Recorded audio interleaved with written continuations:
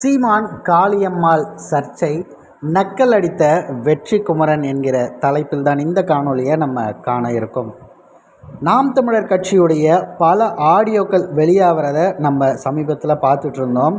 இந்த ஆடியோக்கள் வெளியாவதற்கு யார் காரணம் என்பது ஒரு புறம் சாட்டை துரைமுருகன் அவர்களுடைய கைபேசியிலிருந்து தான் இது ஒவ்வொரு ஆதாரமாக அவர்கள் வெளியிட்டு கொண்டிருக்கிறார்கள் அப்படின்னு ஒரு புறமும், இன்னொரு புறம் நாம் தமிழர் கட்சியிலிருந்து விலகிய வெற்றி குமரன் அவர்கள் இதை செய்து கொண்டிருக்கிறார் அப்படிங்கிற மாதிரி பல கருத்துக்கள் ஊடுருவி இருந்தது. ஆனால் அந்த கருத்து வந்த உடனே வெற்றி குமரன் அவர்கள் பார்த்திங்கன்னா, எனக்கு அந்த மாதிரி ஒரு எண்ணமே கிடையாது, அவருக்கு நெருக்கமான ஒருத்தவர் செய்த ஒரு வேலை தான் இது, அதாவது அவரும் சாட்டையை தான் குறை கூறுகிறார் அப்படிங்கிறது நமக்கு தெள்ளத் தெளிவாக அந்த அவருடைய அறிக்கையின் மூலம் தெரிய வருகிறது.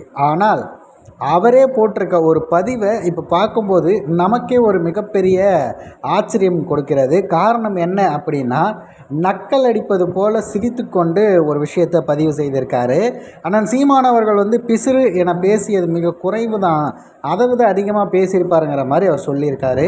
அவர் பதிவிட்டிருந்ததில் பார்த்திங்கன்னா, அண்ணன் சீமான் அவர்கள் அன்பு தங்கை காளியம்மாள் பிரகாசன் பற்றி எங்களிடம் எவ்வளவு உயர்வாக சொல்லியிருக்கிறார், பட் இது கொஞ்சம் குறைவாக இருக்குது அப்படிங்கிற மாதிரி சிரித்த தோணியில் பதிவு செய்திருக்கார். இதிலேருந்து நமக்கு என்ன விஷயம் புரியுது அப்படின்னா, இதை நக்கல் அடிக்கும் விதமாகத்தான் பதிவு செய்திருக்கிறார் அப்படிங்கிறது நல்லாவே தெரியுது.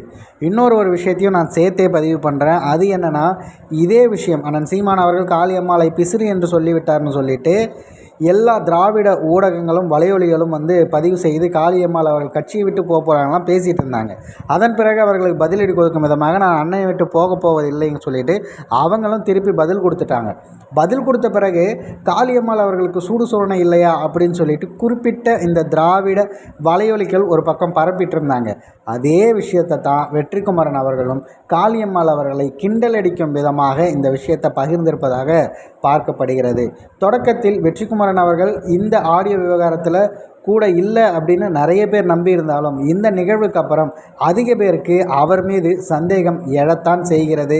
அது மட்டும் இல்லாமல் புதிய இயக்கம் ஒன்றை தொடங்க இருக்கிறார். அப்படி இருக்கும் பட்சத்தில் அவருக்கு இந்த மாதிரியான எண்ணம் வருவது என்பது பெரிதல்ல அப்படின்றது தான் தமிழர்கள் உணர்கிறார்கள்.